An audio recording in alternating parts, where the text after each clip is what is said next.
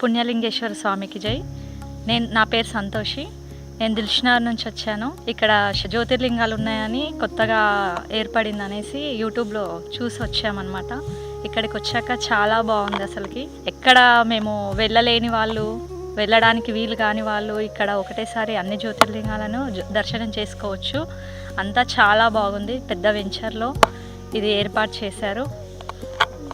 ప్రతి శివలింగము ఎక్కడెక్కడ ఏ ప్లేస్లో ఎలా ఉంటుందో సేమ్ యాస్టీస్గా అలాగే కట్టారు. ఇక్కడ కూడా అన్ని జ్యోతిర్లింగాలు చేశాక లాస్ట్కి గోశాల అనేది, దాని ప్రతిమలు బయట 11 జ్యోతిర్లింగాలు ఉన్నాయి. ఎక్కడ లోపలికి వెళ్ళి అభిషేకం చేయని వాళ్ళు ఇక్కడ బయట హాయిగా అభిషేకం చేసుకోవచ్చు.